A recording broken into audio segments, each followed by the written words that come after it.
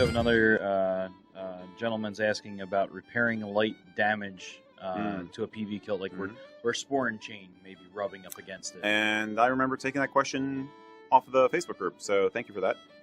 Go ahead. Light damage meaning like... I'm going to guess like pilling or just wear marks. Yeah. Yeah, I think basically the way he wrote it, I believe he was just getting wear marks. Like he said, it's just looking fuzzy. Okay. Where it's rubbing. Yeah. There's a little anti-pill gun, shaver, whatever you want to call it. Shaver. Yeah. It's basically a little motorized fan, but instead of fan blades, they are razor blades. Awesome toy for the kids.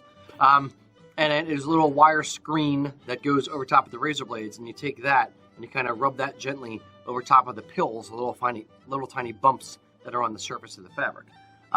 Those will take it off. If you have a Bic like shaving razor, sometimes if you shave gently across the surface of the fabric with a safety razor, it'll take some of those pills off. Yeah. It's easier when it's a localized spot versus kind of all over. Mostly that just happens to synthetic fabrics. So if it's polyester and rayon, or whether it's acrylic or whatever, over time, synthetic fabrics will get those little pills on the surface. The Poly-viscose blend that we use has the Teflon coating, and it's anti-pill fiber technology or something. I think it just means it's tightly woven, basically. Yeah, so it doesn't pill nearly as much as acrylic would, for instance.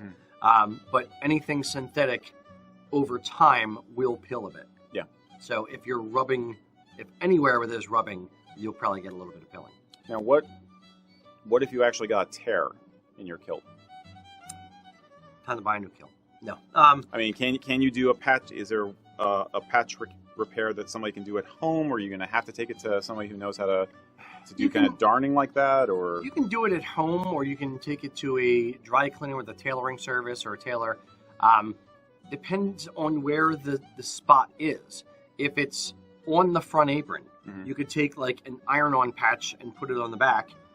Put the stuff, the piece back in its place and iron it down. The problem is you're going to have a stiff section of the front apron. You can darn it, but then you're left with a bunch of zigzag stitches right on the front apron. The one that we've done before is we take a piece of fabric, either of the actual tartan or a lighter piece of fabric or something that kind of tones well, and just kind of put it behind the fabric and then sewn around the hole, and then try to zigzag lightly.